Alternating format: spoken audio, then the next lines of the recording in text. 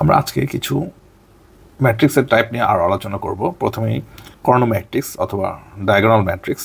কোনো ম্যাট্রিক্সের যদি ডায়াগোনাল যে এন্ট্রিগুলো আছে বা ভুক্তিগুলো আছে সেগুলো যদি 0 অথবা অন্য কোনো ভ্যালু হয়, আর সব ভুক্তিগুলোকে যদি 0 হয়, তাহলে সেটাকে আমরা বলছি কর্ণ ম্যাট্রিক্স।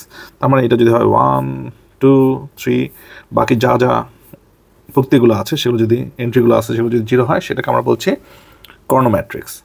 এখানে মনে রাখতে হবে, যদি ভুক্তিগুলো 0 হয় তাহলে সেটা আসলে কর্ণ ম্যাট্রিক্সই হয়। ধরুন 0 4 3 0 0 0 0 0 0।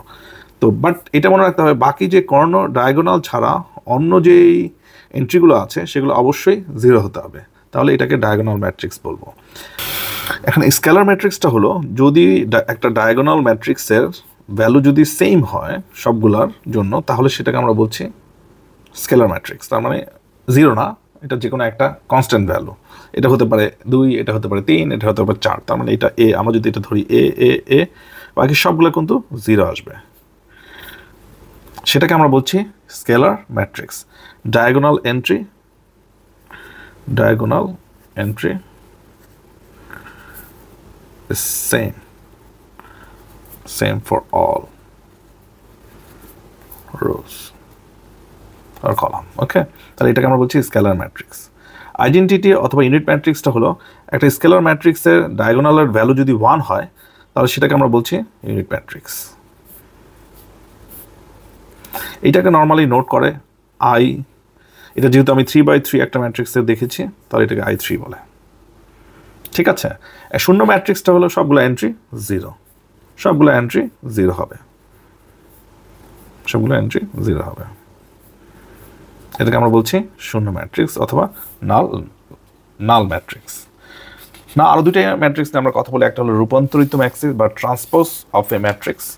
বেসিক্যালি আমি যদি একটা ম্যাট্রিক্সের রোকে কলাম এবং রোকে যদি কলামের ট্রান্সপোজ করি, সেটাকে আমরা বলছি ট্রান্সপোজ ম্যাট্রিক্স। ধরুন আপনার কাছে একটা ম্যাট্রিক্স আছে এ সমান সমান যদি এরকম থাকে 1 2 3 4 5 6 7 8 9, এটা যদি থাকে, আমি যদি একটা নতুন ম্যাট্রিক্স রাখি, সেটাকে আমি বলি ট্রান্সপোজ ম্যাট্রিক্স। সেটা হবে 1 2 3, তার মানে এই রোটা হয়ে যাবে এখানকার কলামে 4 5 6 7 8 9। এটাকে আমরা বলছি রূপান্তরিত ম্যাট্রিক্স। আরেকটা ম্যাট্রিক্সের কথা আমরা বলবো, এটাই শেষ, সেটা হলো প্রতিসম ম্যাট্রিক্স। প্রতিসম ম্যাট্রিক্সটা হলো